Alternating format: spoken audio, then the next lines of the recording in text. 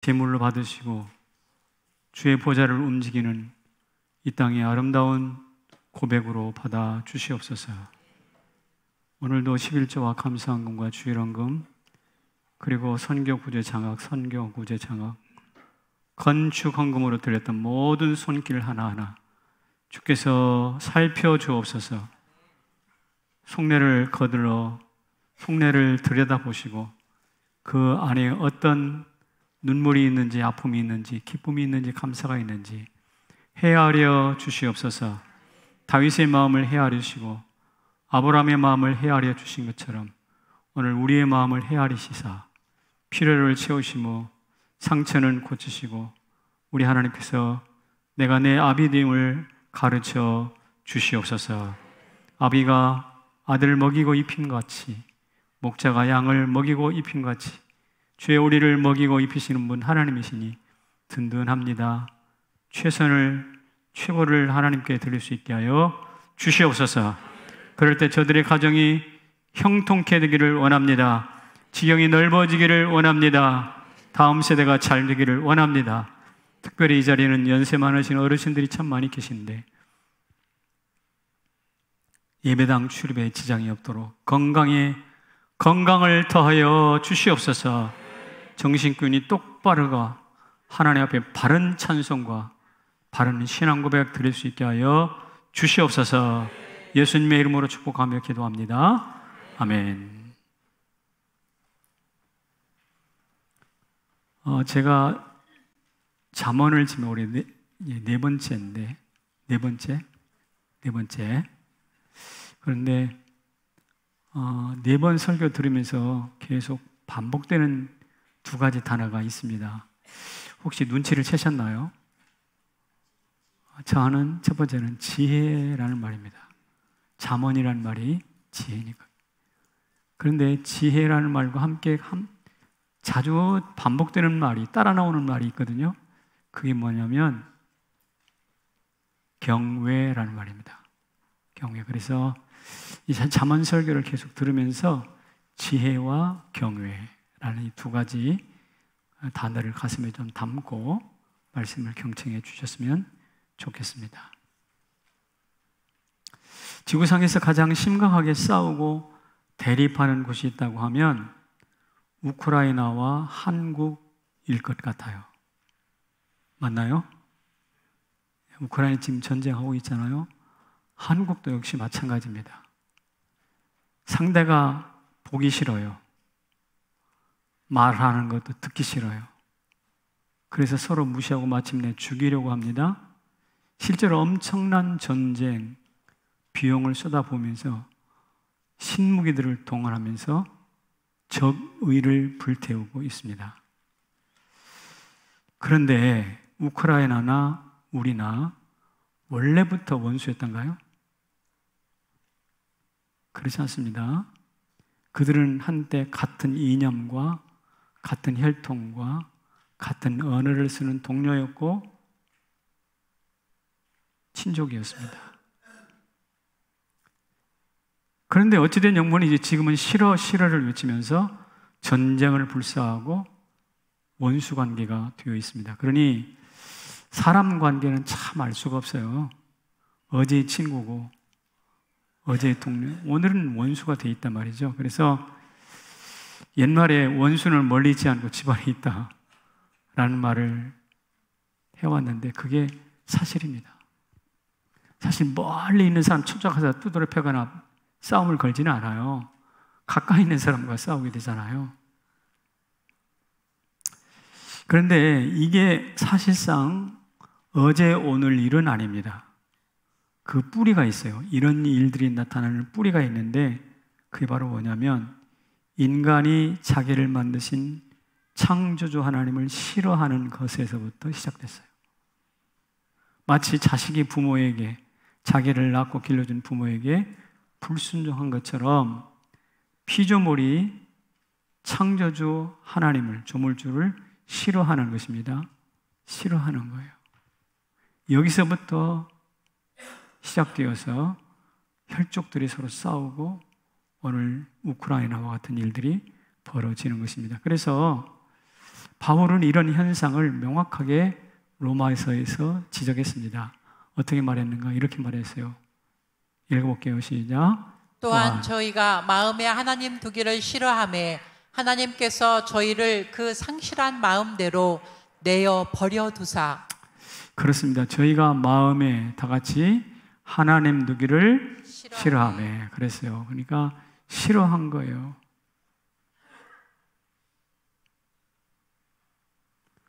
근데 저것은 로마서 바울의 이야기인데 오늘 본문에도 이 싫어가 명확하게 나옵니다. 아니, 너무나 많이 나옵니다. 6가지. 6가지 싫어가 나와요. 성경 말씀 다시 또 읽어봅시다. 시작. 내가 부를지라도 너희가 듣기 싫어하였고 내가 손을 펼지라도 돌아보는 자가 없었고 도리어 나의 모든 교훈을 멸시하며 나의 책망을 받지 아니하였은즉. 보십시오. 부를지라도 듣기 싫어. 손을 펼지라도 돌아보기 싫어. 교훈을 멸시, 교훈도 싫어. 책망받지 아니하였다. 책망도 싫어. 듣기 싫어, 보기 싫어, 교훈도 싫어, 책망도 싫어. 간섭하지 마. 그리고 29절에 또 있습니다. 29절인데요. 시작. 대저 너희가 지식을 미워하며 여호와 경외하기를 즐거워하지 아니하며. 이것도 다시 봅시다. 지식도 싫어. 여호와를 경외해? 그것도 싫어. 그러니까 싫어 6번 마치 어린아이가 자기에게 차려준 밥상을 발로 걷어차는 것과 같습니다. 여러분, 세상에서도 싫어와 거절이 많아지면 분쟁이 나고 싸움이 나타납니다. 반면에 그래, 수용, 우리말로 아멘 이 많아지면 샬롬이 넘칩니다. 예배 시간에 마음껏 샬롬, 아니 마음껏 아멘 하시기를 바랍니다. 그럴 때 여러분 가정에 샬롬이 넘쳐난다 이거예요. 하나님의 원리예요, 이게. 그런데 하나님 앞에서 인간들이 싫어를 남발한다면 어찌 그 인간이 샬롬을 살아낼 수 있겠어요? 평안 없습니다. 그런데 세상은 왜 이렇게 싫어, 하나님 싫어, 뭐 싫어, 경외도 싫어, 싫어를 반복하는 것일까요? 남발하는 것일까요? 이유가 있었잖아요. 고치라고 하니까 싫어하는 거예요. 바꾸라고 하니까 싫어하는 거예요. 보세요. 예수님이 공생애를 시작하시면서 이렇게 말씀하셨습니다. 회개하라, 천국이 가까웠느니라. 회개하라가 뭐예요? 마음을 고치라, 마음을 바꾸라는 거잖아요. 예수님은 고치라고 말씀하셨습니다. 하나님도 고치라고 하셨습니다. 싫어하는 거예요. 그런데 소크라테스라는 철학자가 유명한 말했죠. 뭐라고 했더라? 너 자신을 알라. 이거 어린아이도 다 아는 명언인데, 그래서 그런지 철학은 알리고 종교는 바꾸는 데 초점이 있어요. 이게 철학과 종교의 차이인데, 많은 사람들이 철학적 명제에 대해서는 이의를 걸지 않아요. 좋은 말이네 하고 지나간다고. 그런데 바꾸라고 하는 기독교 혹은 종교에 대해서는 비판적이에요. 왜 그럴까요? 바꾸기 싫으니까. 고치기 싫으니까.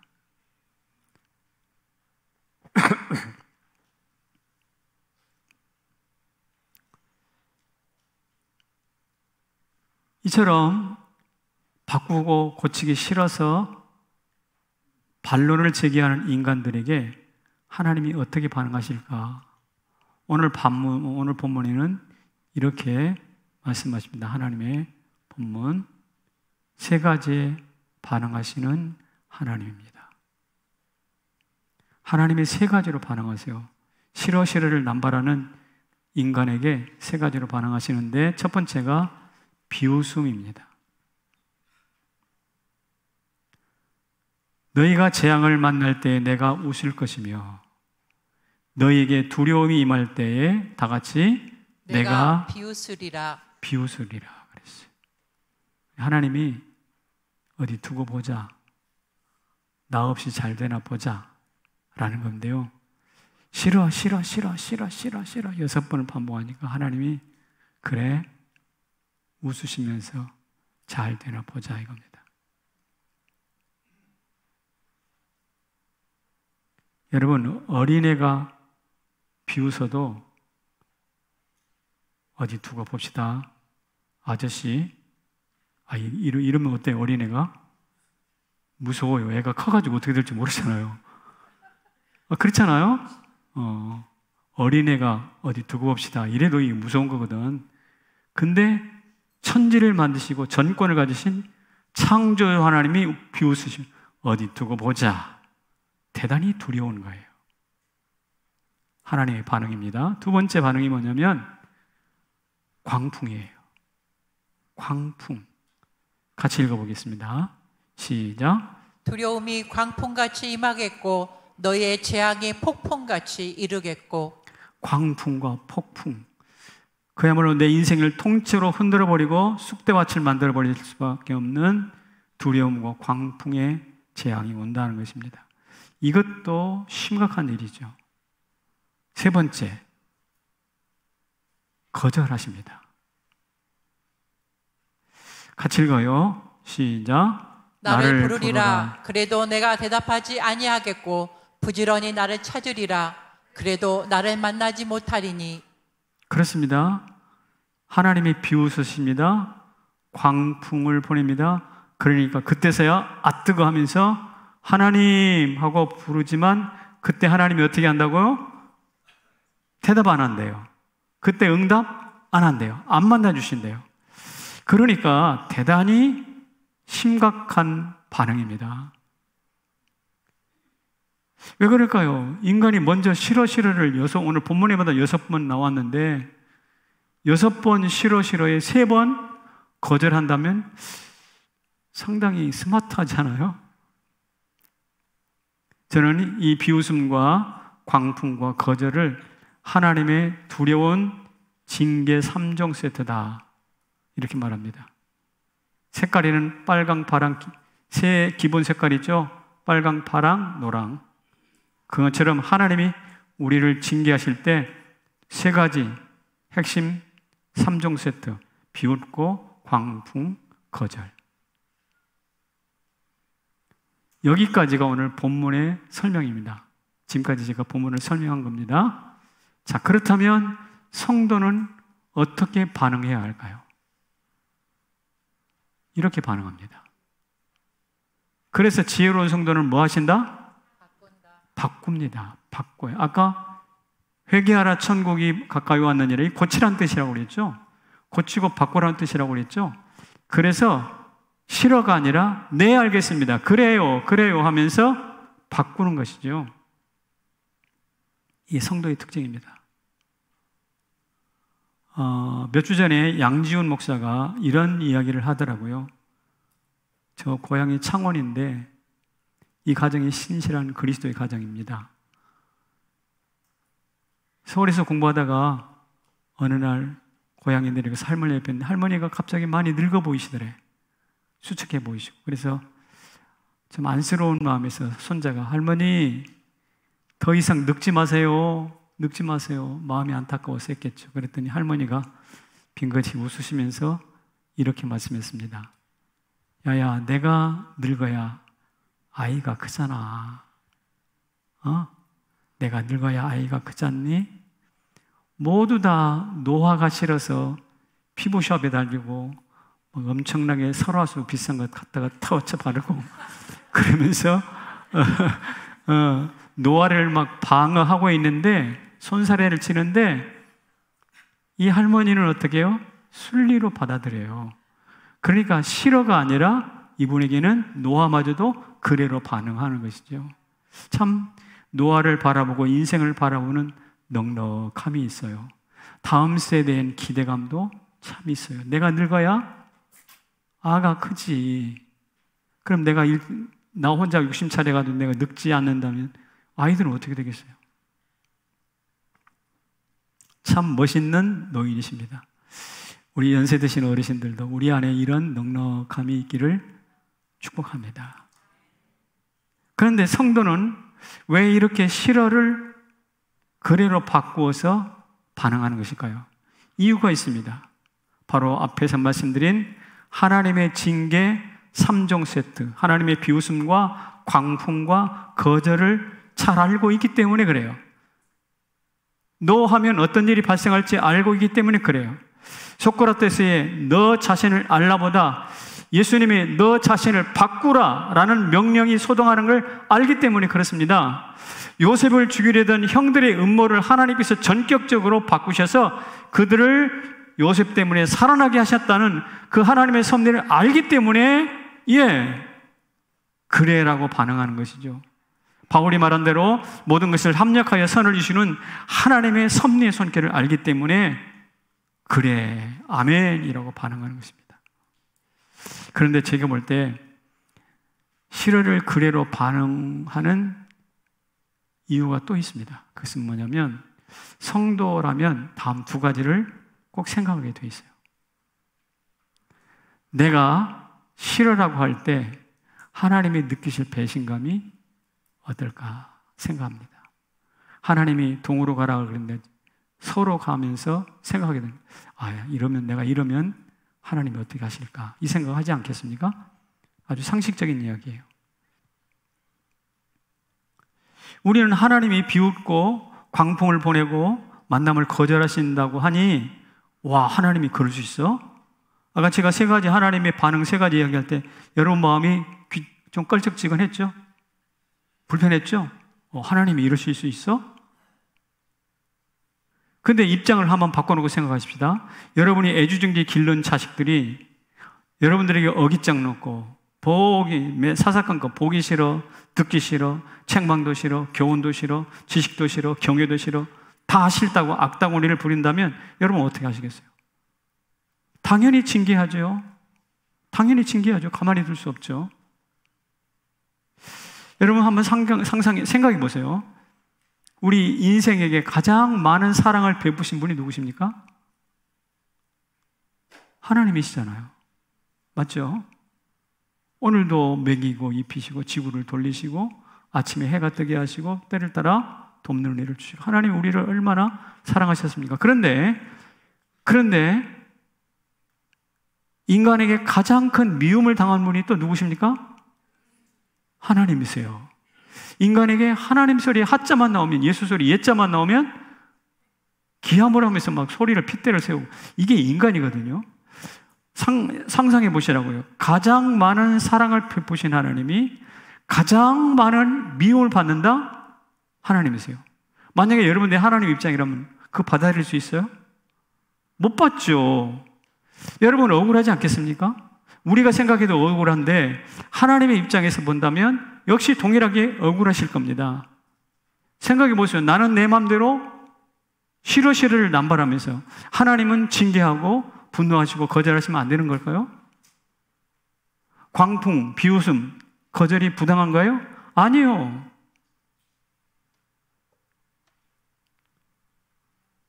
하나님이 느끼실 배신감을 한번 살펴보세요. 내가 말씀대로 살지 않을 때 하나님이 느끼시는 절망감을 한번 생각해 보세요. 그때 무슨 생각하시면 하나님 이 생각합니다. 무슨 생각? 본전 생각납니다. 천금 같은 독생자 예수 그리스도를 이 땅에 보내셔서 죽어 마땅한 우리를 위해서 죽이셨는데 그 창의적이고 전략적인 하나님의 최종 지혜로서 멋지게 우리를 죽으시고 우리를 위해 죽으시고 구원해 주셨어요. 그런데 내 은혜로 구원받은 저것들이 말끝마다 싫어 고개를 돌리면서 엉뚱한 짓을 하니 어찌 내 아들 예수 괜히 죽였나? 본전 생각날 거 아닙니까? 제가 잠언을 설교할 때 첫 번째 시간에 이렇게 말했습니다. 내 아들아, 내 아들하고 잠언에는 23번 나온다고 그랬죠. 23번 내 아들아, 내 아들아 부르신 하나님을 향하여서 싫어를 연발하는 인생들을 바라볼 때 하나님이 본전 생각 안 난다면 그 이상한 거죠. 그래서 찬송가 311장에 이런 가사가 나와요. 내 너를 위하여 뭐 있어? 피 흘렸어요. 그런데 너 나 지금 위해서 뭘 주냐? 널 나 위해서 지금 무엇하냐? 라는 거 있잖아요. 이게 하나님 본전 생각나는 거예요. 본전 생각나는 거예요. 그래서 이 하나님의 심정을 이해하는 사람이라고 한다면 하나님께 실어를 끊어야 됩니다. 그리고 그래, 아멘으로 바꾸셔야 합니다. 우리가 돈 없고 뭐가 없고 지식이 없고 없는 거 투성일지라도 저는 축복합니다. 아멘만은 흘러 넘치시기를. 아멘만은 흘러 넘치시기를. 그래서 여호수아가 그런 말 했잖아요. 백성들이 다 하나님께로 하나님을 등지고 엉뚱한 짓을 할 때에 오직 나와 내 집은 여호와를 섬기겠노라. 이게 그래, 아멘으로 반응하는 것이거든요. 여러분, 우리가 알파벳 중학교 처음 들어가서 A, B, C, D, E, F, G 숨 쉬고 H, I, J, K, L, M, N, O, P 이렇게 불렀죠. 고등학교, 중학교 안 갔나 본데 어떤 A, B, C, D, E, F, G G는 뭐냐? God입니다. God. 그 다음에 H, I, J HI가 나오는데 H는 뭐냐? Heart, 마음이에요. 그리고 I, 나, I. 그러니까 하나님, G, 나, I 사이에 뭐가 있어요? H, Heart가 있어요. 이 Heart, 마음을 통해서 나와 하나님이 소통합니다. 이 영어가 참 괜찮은 영어인 것 같아요. 그런데 지난주 제가 말씀드린 것처럼 하나님과 나 사이에 있어야 될 Heart, 마음이 가출해버렸네? 가출해버렸어. 그러면 소통이 끊어집니다. 소통이 끊어지면 싫어 인생이 돼요. 위험한 겁니다. 그러므로 여러분 가출을 막으십시오. 그 가운데 하나님과 나 사이에 내 마음을 내어놓고 내 마음을 잘 다스려달라고 내 마음을 하나님께 드리세요. 그러면 소통이 이루어집니다. 그리고 내 마음은 가출하지 않을 것입니다. 이런 사람들을 바라보고 하나님이 하시는 말씀이 있어요. 보시기에 심히 좋았더라. 아무한테나 그런 게 아니고 마음이 가출하지 않은 사람들에게 향하여서 하나님이 보시기에 심히 좋았더라 라고 말씀하시는데 우리 성남제일교회 모든 성도들이 다 그렇게 되기를 주의 이름으로 축원합니다. 자, 두 번째로 생각하는 것은 하나님 없는 나의 비참함을 생각해 봤을 때 싫어를 할 수가 없어요. 그러니까 내가 싫어할 때 하나님이 느끼실 배신감, 하나님으로 하여금 본전 생각나게 하는 그런 하나님을 생각할 때 싫어할 수 없죠. 또 한 가지, 그 하나님이 없는 나의 비참함을 생각할 때 함부로 싫어를 할 수 없어요. 시골에 가면 폐농과 폐가가 많다고 합니다. 사진 한번 보여드릴까요? 저 집에는 아무도 살지 않아요. 녹음은 푸른데 그 다음 사진 한번 볼까요? 저기는 아마 겨울이나 되나요? 아무도 살지 않아요. 쓸쓸해요. 또 있나요? 와, 이건 거의 뭐 나올 것 같으네. 바퀴벌레 천국이 있어요. 다음 또 있나요? 자, 기와집인데 처량합니다. 여러분, 저 집이 처음부터 저랬을까요? 아닙니다. 이유는 단 한 가지. 거기에 누가 살지 않아? 사람이 살지 않기 때문에 그래요. 모든 사물은 주인을 잃어버리고 주인을 상실하면 존재 가치가 물거품이 돼요. 폐품이 됩니다. 사람도 마찬가지. 하나님을 향해서 6가지 실을 남발하는 인생은 머지않아 폐농, 폐가처럼 변하게 될 것이고 더럽고 추하고 을씨년스러운 인생을 살아가게 될 게 분명합니다. 왜요? 아까 마음이 가출했기 때문에, 마음에서 하나님을 추방했기 때문에 그런 거예요. 이렇게 사람 마음이 추방해버리면, 가출을 해버리면 어떤 일이 생기는가? 사람을 인간으로 대하지 않습니다. 그래서 사람을 상품화해요. 노예무역입니다. 그리고 노예무역은 폐지되긴 했지만 지금도 인신매매라는 게 있어요. 인신매매는 가장 악독한 죄인데 그 죄의 뿌리가 뭐냐? 마음 안에서 하나님을 추방했기 때문에 그래요. 같이 한번 읽어볼게요. 시작. 하나님을 추방하면 인간은 추락합니다. 추락이 뭔지 아시죠? 추방하면 추락합니다. 부탁합니다. 하나님 추방하지 마시고 쥐와 아이 사이의 hurt, 내 마음에 하나님 모셔드리시기를 축복합니다. 그럴 때 어떻게 될까요? 그는 절대로 추락하지 않고 독수리가 올라감까지 상승할 줄로 믿습니다. 하나님이 없으면요, 나는 패놈과 패가같이 될 텐데 이것을 방지하기 위해서 어떻게 되는가? 추방하면 안 돼요, 하나님. 그리고 또 한 가지, 근거 없는 자신감. 이거 조심해야 됩니다. 넌 귀한 사람이야, 너 큰 인물이야. 하나님이 없다면 거짓말입니다. 근거 없는 낙관주의 조심해야 됩니다. 다 잘 될 거야, 걱정하지 마.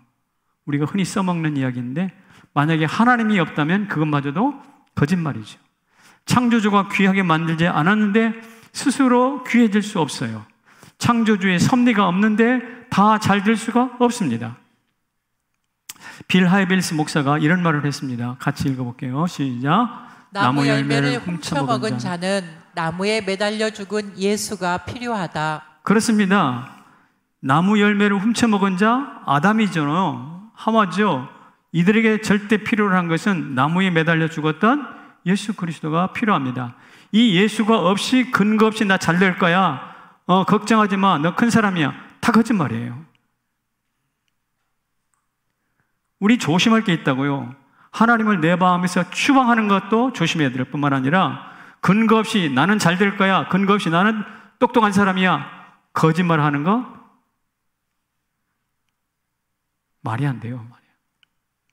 그러므로 오늘 우리는 이제 쭉 제가 설명을 드리는데 여기서 굉장히 중요한 다짐을 해야 합니다. 같이 읽어볼게요.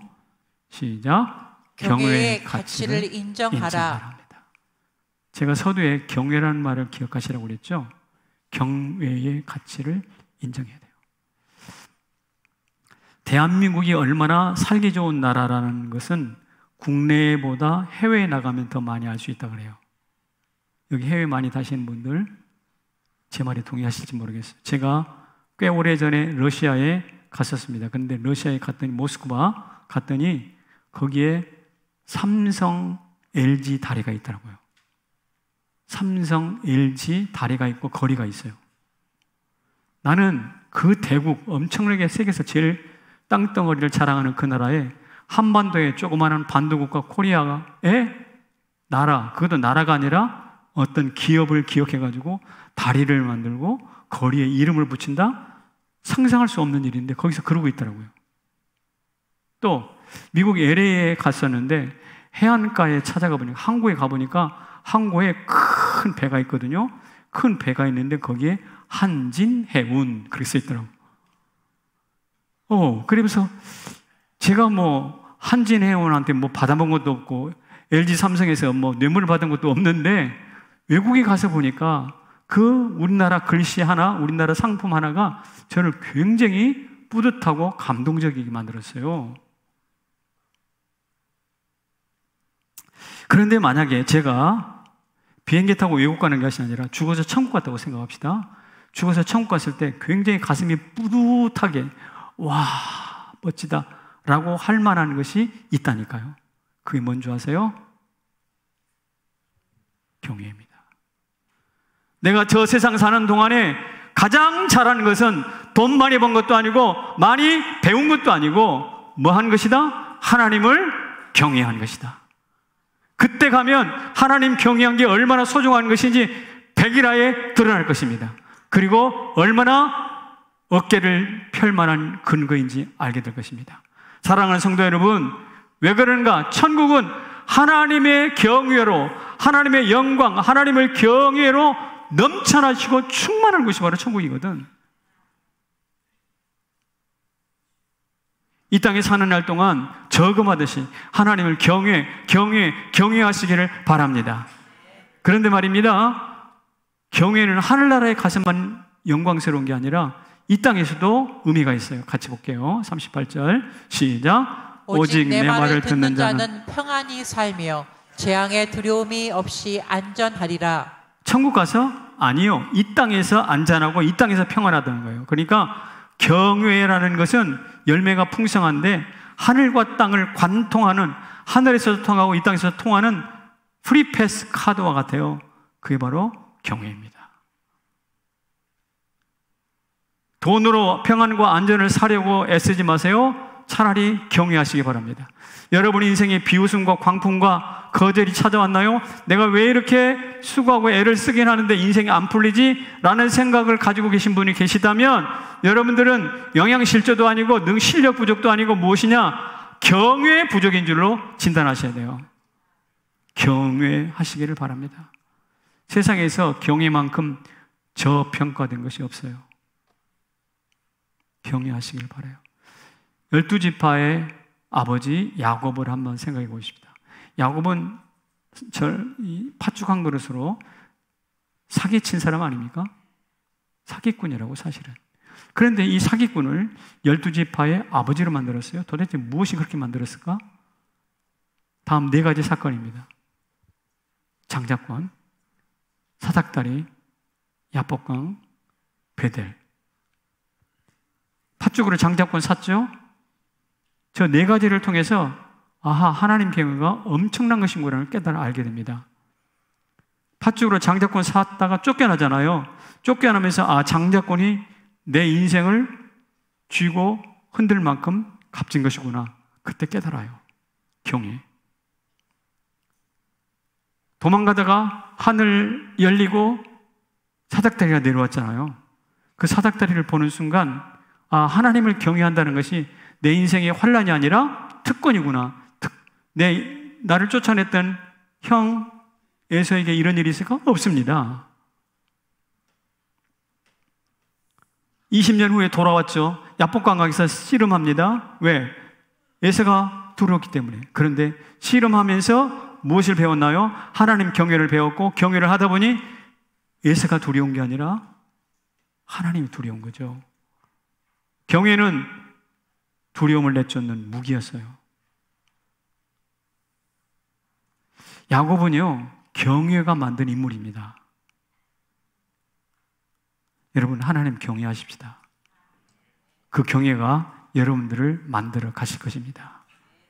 싫어 하지 말고 예스, 아멘, 맞아요 주님, 그래의 인생을 사시기를 바랍니다.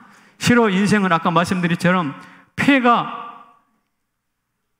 폐가가 될 것입니다.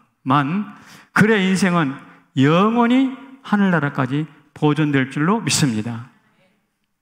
여러분, 제가 이 설교를 준비하면서 경외를 좀 어떻게 잘 설명할까 생각해 보다가 이렇게 생각했습니다. 경외는 냉장고다. 경외는 내 영혼을 썩지 않고 천국까지 보장해주는 냉장고다 그랬어요. 냉장고 집에 한두 대 다 있죠? 음식 오래 보관하려면 냉장고에 넣는 것이 상식이잖아요. 특별히 우리가 지금 같은 여름에는. 근데 이 인간이라는 게 음식은 썩지 않게 냉장고를 사서 넣어두면서 심지어 김치 냉장고까지, 과일 냉장고까지 냉장고를 서너 대씩 사쟁일 줄 알면서 내 영혼을 천국까지 인도해가고 보관할 경외 냉장고는 안 산단 말이지. 여러분, 오늘 집에 가가지고 냉장고에다가 딱 붙이세요. 냉장고는 경외다. 경외 냉장고, 김치 냉장고만 사지 말고 경외 냉장고도 사시기를 축복합니다. 야곱이 그렇게 경외 냉장고를 샀더니 죽어야 될 아들이 안 죽었고 살았더라고. 예, 야곱의 아들 요셉이 형들한테 팔려 갔잖아요. 야곱은 죽은 줄 알았어요. 포기했어요. 그런데 나중에 보니까 살아 있더라고. 왜 그럴까요? 경외하니까. 여러분, 내가 경외하면 자식들이 죽지 않고 산다는 이야기예요. 여러분, 내가 하나님 경외합시다. 우리 자식들이 죽지 않고 살게 될 줄로 믿습니다. 기근에서도 살아남습니다. 심지어 야곱이 죽으니까 그의 장례식을 보면 거의 바로왕의 장례식에 해당할 만큼 애굽의 모든 군대와 신하들이 다 와서 조문합니다. 엄청난 장례식이에요. 왜 그럴까요? 하나님 경외하니까 하나님이 그를 높이는 거예요. 성남제일교회 모든 성도 여러분, 우리는 잠언을 공부하면서 하나님의 경외를 다짐하십시다. 하나님이 여러분들을 높이실 것입니다. 누구처럼? 야곱처럼. 따라합시다. 경외는 냉장고다. 천국까지 내용은 썩지 않게 이어가실 겁니다. 자, 그렇다면 이것을 배웠어요. 이제 결론입니다. 마지막에 같이 읽어볼게요. 시작. 엎드림이 승리요 지혜니라. 엎드리는 사람은 누가 엎드릴까요? 경외하는 사람이 엎드려요. 아무나 엎드리지 않습니다. 하나님 앞에 엎드리는데 그게 바로 승리고 지혜라는 것입니다. 제가 프로야구를 가끔씩 봅니다. 보는데 제가 어떤 기사를 보니까 이런 기사가 나왔어요. 프로야구 선수들이 서로 막 이기려고 엄청나게 경쟁을 할 텐데 상대방을 이기기 위해서 볼 던지는 투수가 기술을 배우는데 상대 팀의 투수한테 무릎 꿇고 배우는 거예요. 미안하지만 나 좀 가르쳐 주세요. 무릎 딱 꿇고 배우는 거예요. 예를 들면 키움이라는 야구팀이 있는데 거기에 최원태라는 투수가 있대요. 최원태 그냥 그렇고 그런 중간 수준의 투수였어요. 맞아요? 그런데 LG 전혀 다른 팀의 LG의 켈리라는 외국인 투수가 있대요. 그 켈리한테 변화구 한 구종 하나를 배웠어요. 근데 그 변화구 하나를 배우고 나니까 그냥 그랬던 투수가 지금 최고로 잘 던지는 투수가 됐다는 거예요. 근데 이기는 맛에 상대 적팀의 선수한테도 무릎 꿇고 나 좀 가르쳐 달라고 한다고. 똑같이 안우진이라는 투수는 150km가 넘는 엄청난 빠른 볼을 던집니다. 그런데 이 친구가 무엇이 부족했는지 플로코 역시 LG의 팀인데요. LG 투수인데 이 투수한테 가가지고 볼을 또 배워요. 스위퍼라는 구종이 있대. 나는 뭔지 모르겠는데 하여튼 그 볼은 또 치기가 어렵다네. 그 구종을 배워가지고 어떻게 되는가? 안우진은 거의 넘볼 수 없는 투수로 급성장을 했어요. 여러분, 승부의 세계에서도 이기기 위해서는 어떻게 하는가? 상대방의 투수 앞에 무릎 딱 꿇고 한 수 가르쳐 주십시오. 이렇게 말해요. 그렇다면 우리는 이기는 정도가 아니라 살아남으려면, 살려면 무릎 꿇어야 될까 안 꿇어야 될까요? 꿇어야죠. 야구 경기에서 이기기 위해서도 무릎 꿇는데 살아서 썩지 않고 영원히 하나님 나라 가려면 무릎 꿇어야죠. 이게 어리석은 일입니까? 이게 바로 지혜입니다. 지혜. 그게 바로 승리요. 무릎 꿇는 것이, 엎드리는 것이 승리요 지혜입니다. 참 감사한 것은 우리나라 문화가 깡다구 문화죠. 맞죠? 우리는 상대방과 뻔히 싸워서 질 줄 알면서 일단 뭐해? 덤비고 보는 거야. 우리나라의 민족성이에요. 그래서일까요?